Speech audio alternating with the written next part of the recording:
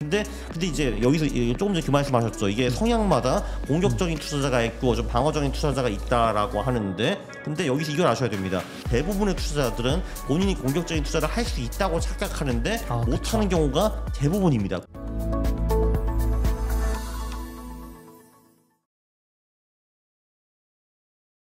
네, 그러면 이제 이걸 조금 약간 거시적으로 좀 한 4년, 8년을 두고 봤을 때는 이제 마켓 타이밍 데이터가 이제 그렇게 나오는데, 제가 이제 작가님 책에서 봤을 때 굉장히 좀 매년마다 좀 지켜볼 타이밍으로는 이 50지옥 11사 천국, 맞아요. 이런 마켓 타이밍이 있는데, 요거는 어떤 의미인가요? 좀 설명 좀 부탁드리겠습니다. 거의 모든 이 시장 전체 이제 주식시장에서 11월부터 다음해 4월까지의 수익률이 압도적으로 높고 5월부터 10월까지 수익률은 굉장히 저렴하고 가난합니다.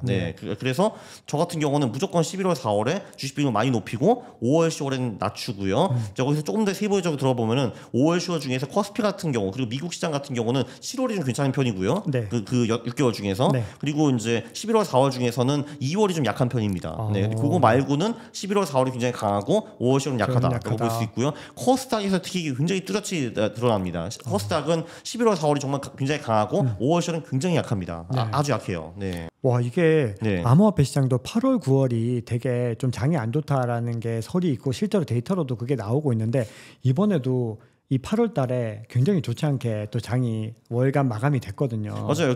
이제 미국 같은 경우도 이제 5월, 10월이 이제 별로 안 좋은데, 나스닥은 그래도 5월, 10월이 전반적으로 그래도 좀 괜찮은 편인데 9월이 나스닥이 평균적으로 유일하게 마이너스 수익이 나는 달이에요. 9월이 보통 제일 안 좋아요. 코인이 한 코로나 전까지만 해도 다른 자산들과 상관성이 확실히 좀 낮았었는데, 그 후에 나스닥과 상관성이 좀 많이 올라갔더라고요. 나스닥이 많이 같이 움직이는 경향이 있어가지고 당연히 나스닥은 8월이 약하니까 얘도 같이 좀 덩달아서 좀 안 좋은 것 같습니다.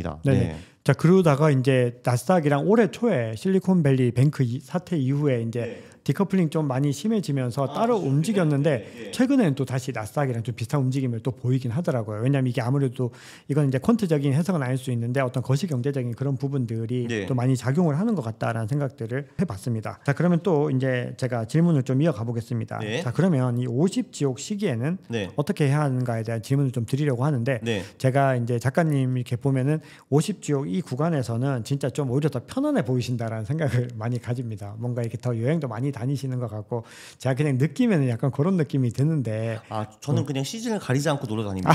그건 아닌 거고요. 그래서 아니 11월 4월이 훨씬 좋죠. 돈을 많이 버니까. 그렇죠. 근데 이제 50지옥 이제 말씀을 하실 때 저는 이제 궁금한 게, 만약에 이게 50지옥 구간에서는 작가님이 어떻게 이제 대처를 하시는지, 그러니까 이 자산들을 뭐 매도를 하고 매도를 하셔서 현금으로 보유하시는지, 아니면 자산 리밸런싱을 좀 작가님만의 다른 방법이 있는지, 이런 거를 좀 알려주시면 좋을 것 같습니다. 이렇게 단순하게 생각하면은 11월, 4월은 주식이 몰빵, 5월, 10월은 현금 보유라고 단순하게 생각을 할 수가 있잖아요. 근데 그렇게 하지는 않습니다. 이제 왜 그러냐면은 11월, 4월이 좋기는 좋은데 11월, 4월에 평균적으로 수익이나 환기는 70% 정도 되고요. 5월, 10월에도 한 50% 정도는 됩니다. 5월, 10월에도 1년에 한 번은 수익 나요. 그렇기 때문에 제가 5월, 10월에 주식 비중 완전히 0으로 줄이지는 않고, 근데 좀 많이 줄입니다. 그러니까 지금 그러니까 이러면 제가 이제 그러니까 자산 배분을 하고 있는데, 뭐 예를 들면은 11월, 4월에는 주식 비중 50%로 가져갔다가 지금 5월, 10월은 20% 줄이고 이런 식으로 하고 있고요. 나머지는 채권, 금 뭐 이런 걸로 배분을 하고 있고요.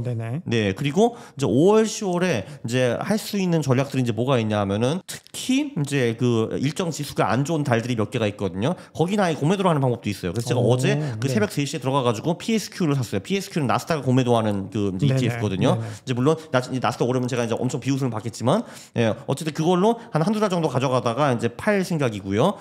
또는 그 나스닥이 다시 신고점을 뚫으면은 그때는 손절 이렇게 갈 거예요. 그래서 이제 제가 지금 맥시멈 한 3-4% 정도 더 잃을 수가 있어요. 3-4% 잃거나 아니면 이제 제가 원하는 대로 나스닥이 좀 떨어져가지고 돈을 벌거나, 이제 그 두 가지 방법이 있을 거고요. 그리고 단기 전략들이 몇 개 쓸 수가 있는 게 있죠. 그러니까 예를 들면은 5월부터 10월까지도 보통 월 말과 월 초에는 보통 수익이 좀 납니다. 그래서 며칠 동안 투자하고 나가고 이런 것도 하나의 방법이 될 수가 있고요. 그렇죠. 근데 어쨌든 그 전체적으로는 주식 비중을 낮추는 것이 좋죠. 네. 그러니까 이제 그 상황에 맞게 굉장히 다양한 또 전략들을 계속해서 구사를 하시는 거네요. 어떻게 그렇죠. 보면. 네. 그 마켓 타이밍인데 사실 저는 두 개가 있다고 생각을 합니다. 네. 첫 번째는 그게 계절성이에요. 한마디로 요런 요런 월에는 통상적으로 주식이 좋다 이런 게 있고요.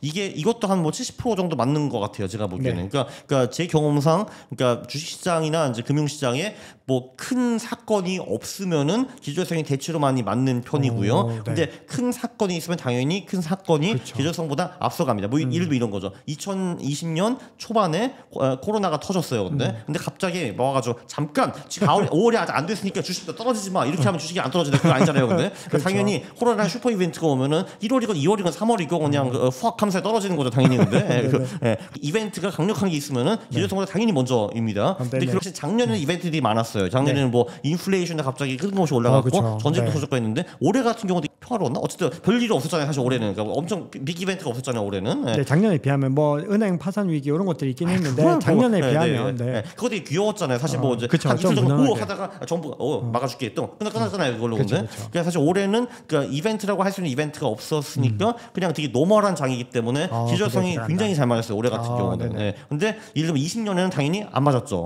그래서 이게 하나 있고 그 두 번째 마켓 타이밍은요. 이게 시장에는 추세 추종이라는 게 가능하거든요. 네. 한마디로 올라가는 놈이 계속 가고 내려가는 놈이 계속 떨어지거든요. 특히 암호화폐는 이게 굉장히 강하죠. 그쵸. 네, 그렇기 때문에 사실 그 아주 심플한 방법은 진짜 이동평균선. 조금 전에도 말을 했는데 예를 들면은 한국에서 그 코스닥이 20일 이동평균선 위에 있을 때만 투자를 하고 밑에 있을 때는 투자를 안 하거나 심지어 공매도로 하는 그 전략이 또 부귀영화를 추적하고 그 이제 큰 손실을 네. 이제 많이 피하는 아주 훌륭한 전략입니다. 예를 들면요. 네. 네. 이따가 화면으로 좀 한번 보여주실 수 있으실까요? 네, 그죠. 네네. 네네. 야, 너무 비유가 너무 탁월하셔가지고 제가 막 너무 집중해서 너무 잘 들었습니다. 그럼 이거를 이제 퀀터스 프로그램에서 적용할 때 이런 부분들이 다 같이 중복으로 적용을 해서 뭐 되는 것도 있고 안 되는 것도 있고요. 안 되는 네네. 것도 있지만 예. 어쨌든 그렇게 하신다는 말씀이신 거죠. 네. 알겠습니다. 자, 그럼 마켓 타이밍에 대해서 전체적으로 감을 좀 많이 잡았습니다. 자, 그러면 이번에는 이제 기업이 성장할 것인지에 대한 부분들을 네. 좀 여쭤봐야 될 것 같은데요.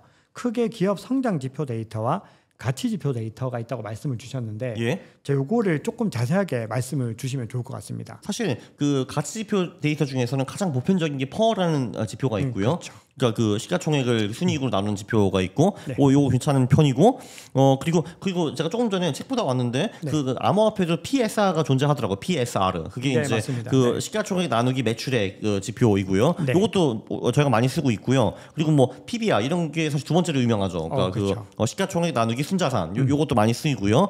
뭐 그거 말고 예를 들면은 뭐 시가총액 나누기 영업이익 이런 것도 나쁘지 않습니다. 네. POR라고 하고 있고요. 그리고 사실 뭐 여기 있는 나머지 지표들도 괜찮은데 뭐 이런 지표들이 뭐 보편적인 지표가 아닌가 싶습니다. 네. 이걸 이제 다 이제 선택을 해서 이렇게 정렬을 한다라는 말씀이신 그렇죠. 거예요. 이제 소프트웨어가 제가 이제 요 지표들을 클릭을 하면은 그 얘네들의 순위를 자동으로 계산을 해주고 이제 평균 순위를 맞춰가지고 이 지표들이 가장 유리한 기업들을 뽑아내는 거죠. 네네. 네, 그 뽑아내기도 하고 실제로 내가 최근 20년 동안에 이런 기업들에만 투자를 했으면 얼마를 벌었을까 이런 거를 시뮬레이션을 돌려주는 겁니다. 네네. 네. 그리고 성장 지표 말씀하셨는데 네. 그 성장 지표는 그 저희가 손익계산서를 보면은 손익계산서 가장 위에 매출액이 있잖아요. 네. 그래서 이제 매출액 성장률이 중요합니다. 뭐 사실 네. 뭐 논리적으로 생각해봐도 사업은 이제 비즈니스를 하는데 매출이 늘어나면 좋은 거잖아요. 그게. 네. 그게 하나 있고 그리고 이제 매출액 바로 밑에는 매출액에서 매출 원가를 빼 매출 총이익이라는 것이 있는데 네. 그 매출 총이익이 성장률도 굉장히 중요한 지표이고요. 그렇죠. 네. 거기서 이제 판관비랑 뭐 이런저런 이제 비용을 빼면 영업이익이라는 것이 나오고 영업이익 많이 들어보셨을 거예요. 그래서 영업이익 성장률도 중요하고 여기서 뭐 이런저런 자비익, 잡손실, 뭐 이자, 세금 이런 거 딱 빼면은 주주들이 다 갖고 갈 수 있는 순이익이라는 지표가 나오는데 이것도 성장하는 것이 굉장히 좋습니다. 네. 이런 지표들이 있고 그리고 이제 실제로 얼마나 성장하느냐도 중요한데 그 성장률이 늘어나느냐 줄어드느냐 이런 것도 중요합니다. 네. 그러니까 예를 들면 이제 그 올해는 뭐 30% 성장했는데 작년에는 10%밖에 성장 안 했다. 그럼 좋은 거잖아요. 성장이 그렇죠. 늘어나는 거니까. 근데 반대로 작년은 30% 성장했는데 올해는 10% 성장했다 하면은 2년으로 보면 성장률이 똑같은데 그 후자가 더 나쁜 거죠. 그냥 성장이 떨어졌으니까. 네네. 그래서 그거는 요 밑에 가속 지표들이 있습니다. 여기 보면 이제 뭐 그 순이익 성장의 가속, 뭐 영업이익 성장 가속 그리고 뭐 매출액 성장 가속 여기다 예, 여기 있네요. 네, 그죠? 네. 네. 뭐 이런 지표들도 있습니다. 그래서 이런 지표들이 그 대표적인 가치와 성장 지표라고 보시면 되죠. 네. 그럼 이런 것들이 이제 다 레시피에 들어가는 어떤 소스라고 보면 되는 건가요? 그렇죠. 뭐 예를 들면은 조금 전에 그럼 제가 12개 지표를 클릭을 했는데 네. 그럼 이제 우리가 알고 싶으면은 뭐 이럴 수가 있는 거죠. 그 12개 지표들의 순위를 다 계산하고 평균 순위가 제일 높은 거. 20개 네. 기업에 우리가 투자를 20년 동안 했다. 그럼 모은 결과가 나왔는가? 이런 걸 우리가 볼 수 있는 거죠. 네. 알겠습니다. 자, 그럼 우리가 이제 중요한 지표들을 이제 살펴봤는데요. 네. 자, 지금부터는 이제 더 세부적으로 한번 들어가 보겠습니다. 예. 네, 작가님께서는 이제 소형주 위주로 퀀트 투자를 하는 게 효율적이라고 말씀을 하셨습니다. 네. 자, 근데 그 소형주가 이제 좋은 이유는 아무래도 수익률에 관련된 측면 때문이겠죠. 그렇죠. 이제 그 대형주랑 비교해가지고 정말 비교도 높을 정도, 비교도 안 될 정도의 수익률이 나오기 때문에 그러니까 저는 이제 대형주를 이제 많이 안 건드리죠. 네. 네네. 자, 근데 그렇게 됐을 때 이제 네. 소형주는 아무래도 이 대형주에 비해서 뭐 리스크가 크다라는 사람들의 인식이 있는데, 네. 요거는 뭐 문제되는 부분들은 없을까요? 그 인식이 틀리지는 않다고 저는 생각을 해요. 네. 근데 이제 그렇기 때문에 처음에 저희가 소형주를 사기 전에 몇 개 필터를 넣는 것이 좋죠. 그러니까 가장 중요한 필터는 관리 종목. 한마디로 네. 이게 관리 종목이라는 거는 거래소에서 저 주식 좀 안 이상하니까 된다. 좀 안 사는 게 좋을 것 같은데요. 라고 경고를 주는 거거든요. 네. 그럼 굳이 그 주식을 할 필요 없다고 생각을 합니다. 네. 이제 그거 이제 지워버리고 그리고 두 번째 제일 중요한 거는 적자 기업. 한마디로 왜냐면은 이 기업의 본부는 이제 흑자를 내는 것에 있는 거잖아요. 물론 요즘 많은 스타트업이 그걸 착각하기도 합니다. 이제 그 많은 스타트업들 비즈니스 모델은 내가 150원에 사가지고 100원에 팔고 적자를 내는 거는 VC가 메워줘야지 이런 식으로 생각을 많이 하시는데 그 비즈니스 모델이 안 통한다는 게 작년부터 이제 입증이 되었고요. 그러니까 정상적인 기업은 돈을 법니다. 그래서 이제 그 흑자 기업이 좋은 거고 적자 기업은 다 안 좋은 거거든요. 그래서 사실 맨 처음에 그 소형주 중에서 적자 기업과 관리 종목 빼도 나중에 트러블이 돼가지고 파산하는 기업이 90% 이상 걸러낼 수가 있습니다. 네.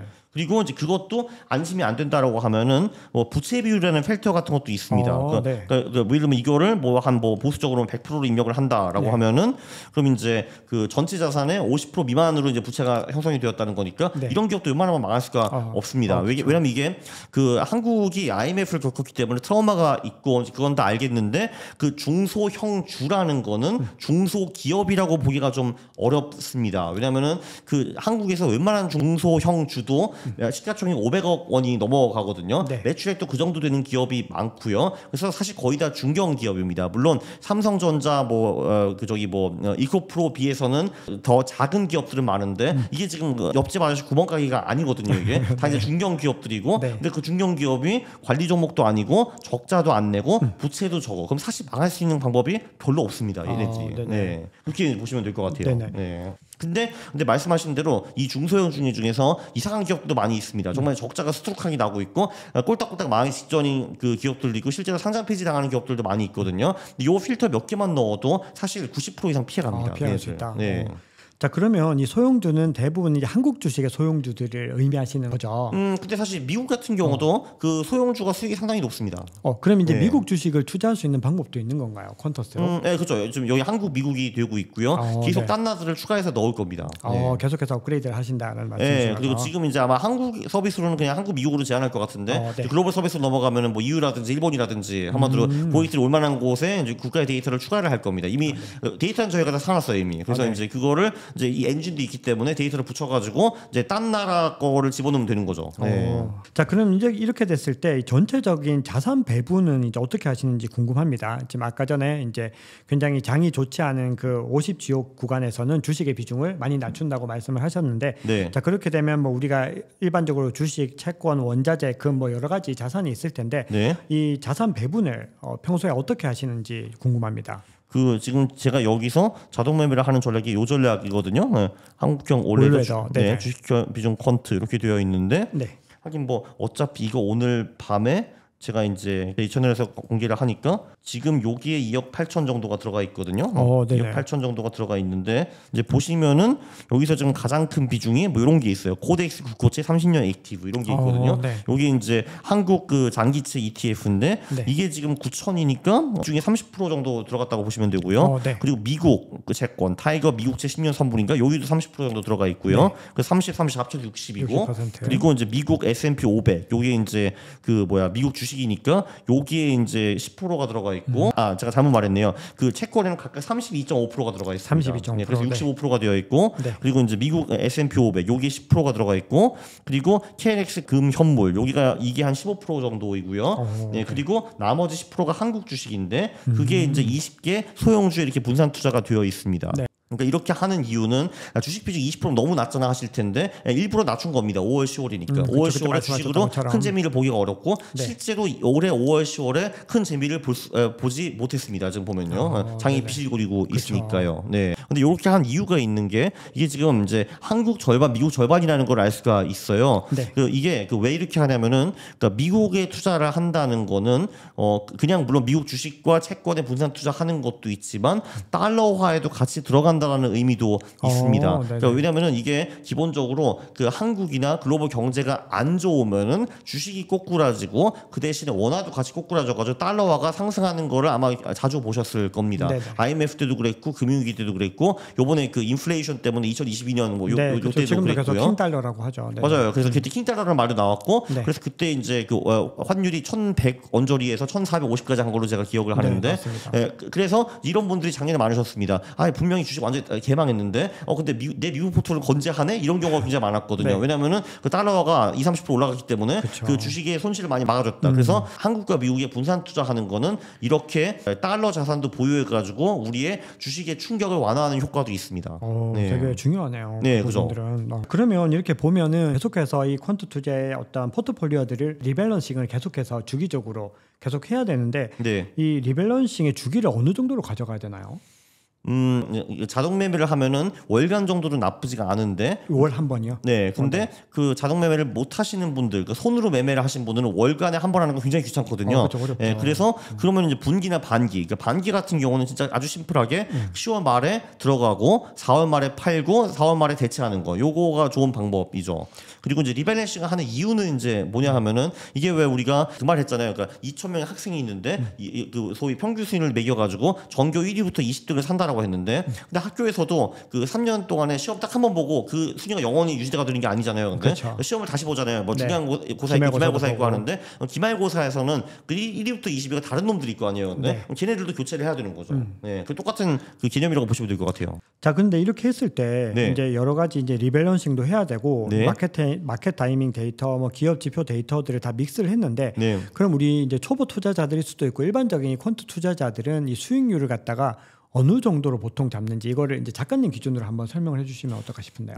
저 같은 경우는 목표 수익률이 한 그 연봉리 한 15에서 20%인데 그 대신에 최대 손실을 15% 이하로 제한을 하려고 합니다. 그렇게 하고 있고요. 네. 근데 이제 이 소형주 퀀트를 가장 크게 하시는 분이 한 40억 정도 하고 계시거든요. 네. 그분은 자산 배분 따위는 안 하시고 채권금 이딴 거 안 하십니다. 이분은 그냥 맥시멈 수익률을 목표로 하고 계시고 이제 그분은 제가 알기로는 40% 50% 이상을 그 추구하고 있습니다. 네네. 네. 그 대신에 깨질 때는 70%까지 깨지는 거를 각오하신다라고 하시더라고요. 네.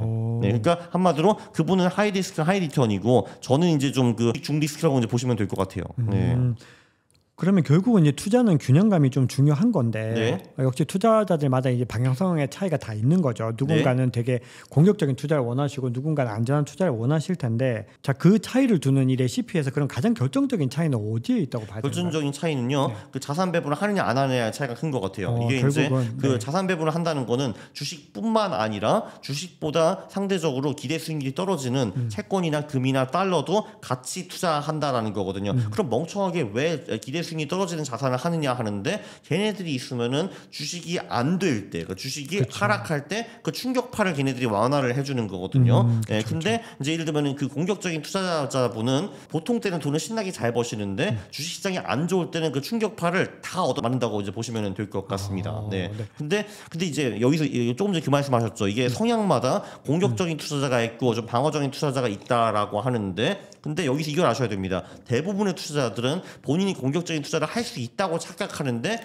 못하는 경우가 대부분입니다. 95% 이상이라고 보시면 돼요. 사실 제가 이거 여쭤보려고 그랬었는데 예. 그 제가 좀 궁금했던 게 네. 퀀트 투자하면서 당연히 이제 이 퀀트 투자를 한다는 건 제가 서두에 처음에 말씀드렸던 게 네. 비교적 안전하면서도 수익률을 올릴 수 있다라고 한 게 저는 조금 중요하게 이제 비중을 뒀고 그래서 제가 작가님한테도 먼저 이렇게 설명하는 게 좋으냐고 말씀을 네. 드렸는데 네. 근데 그럼에도 불구하고 사실 많은 투자자들이 주식에 훨씬 더 많은 비중을 두고 싶어 할 것 같은데 어떤가요, 실질적으로? 제가 그냥 하나 샘플 전략을 만들어 설명을 드릴게요. 네. 보면은 어떤 전략을 만드냐면은 자 일단 제가 한국에서 네. 소형주에 투자를 합니다. 네. 그리고 여기서 당연히 적자 기업 관리 종목 이딴 거 다 뺐고요. 네. 그래서 이제 다음 페이지로 아이고 요거는 빼고 그리고 자 그러면은 아주 심플하게 가볼게요. 그냥 퍼가 낮고 네 그리고 영업이익 성장률이 높은 기업에 투자를 해보겠습니다. 굉장히 심플한 네. 전략이잖아요. 이게. 네, 맞습니다. 네. 자 그러면은 그럼 이제 아주 심플한 전략이에요. 퍼가 낮고 그 영업이익 성장이 높은 소형주에 투자한다라는 전략이거든요.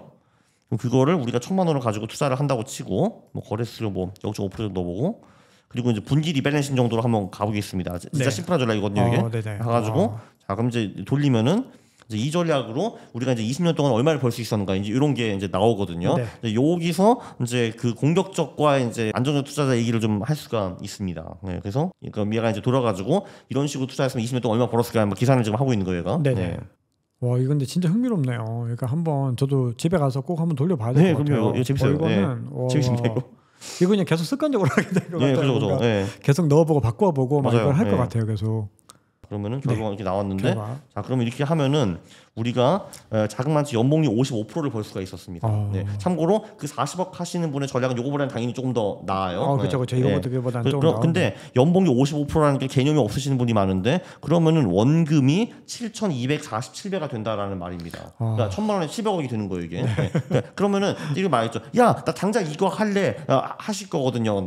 근데 그래서 그 공격적인 투자가는 실제로 이런 비슷한 전략을 만들어 가지고 이걸로 합니다. 근데 여기 이 전략의 문제점이 뭐냐면은 이제 그 이게 잘 될 때도 있는데 안 될 때도 있다는 거예요. 근데 안 되는 구간이 여기 뒤에 나옵니다. 네. 그거 보면은 그러니까 한마디로 가장 재수 없었던 10개 구간이라고 나오거든요. 네. 그럼 이제 2008년 6월부터 이때가 금융위기였잖아요. 네네. 10월까지 아주 그러니까 신나게 57%를 얻어맞은 다음에 와우. 2009년 5월에 332일 만에 겨우겨우 다시 본전을 되찾았습니다. 와우. 네, 그리고 근데 이게 다가 아니죠. 네. 코로나 때도 그렇죠. 난리 났죠. 49% 난리 나고 네. 그다음에 180일 만에 6개월 만에 본전을 되찾았고 그리고 여기 보면은 20% 이상 얻어 터진 구간이 10번 정도 나오거든요. 자 그러면은 대부분 투자자는 말합니다. 아 그거 그냥 버티면 되잖아 이거. 그래가지고 근데 20년 하면 내가 7천 번 다음에 하거든요. 근데 이런 사람들이 정작 한 요 정도 손실 나잖아요. 그러니까 이러면 우리가 아주 야심차게 그 2017년 2월에 이걸 시작을 했어요. 근데 그러면 일단 여기 22% 깨지잖아요. 그럼 아씨 나 이거 안 해. 이거 안 되는 거 내가 도망가거든요. 그렇죠. 이게. 맞아요. 예. 그리고 이거 이제 얻어 터진 다음에 그럼 여기 또 이제 2019년에 또 한 번 시련이 오네요. 이때도 갑자기 몇 개월 만에 19% 얻어 터지는 거예요. 예. 그러면은 야 뭐야 1년 만에 다시 얻어 터져서 아 이거 안 해. 이렇게 나가게 되는 거거든요. 그렇죠. 그래서 요 전략은 기대 수익률이 엄청나게 높은데도 불구하고 일반 투자자들이 진행하고 실행하고 오래 버티기가 굉장히 어려운 전략이라고 저는 생각을 합니다. 네. 그러니까 우리가 미래를 알고 있으면은 뭐 버티겠지만 사실은 우리가 그걸 모르는 상태에서 이 수익률 하락을 보고 끝까지 존버할 거야. 이거는 진짜 힘든 것 같아요. 그렇죠. 왜냐하면 이제 그 이론적으로 전략이 되는데 실제로 내가 20% 얻어 터지면은 이제 소위 마이크 타이슨의 말이 나오는 거죠. 얻어 터질 때까지 다 계획이 있다라고 하는데 근데 얻어 터지면은 이거 안 되는 거구나 안 해 이렇게 되거든요. 그렇죠. 보면은 월별 수익률을 보면은 끔찍한 구간이 많아요. 여기 한 달에 30% 말아먹은 경우도 있고 작년 같은 경우도 보면 여기 그 6월에 마이너스 10%, 9월에 마이너스 15%, 2021년 11월에도 17% 말아먹었지. 보면은 되게 그 여기 뭐 2018년 10월 마이너스 15% 보면은 되게 가슴 아픈 구간들이 많이 나와요. 그렇죠. 이게. 그러니까 이게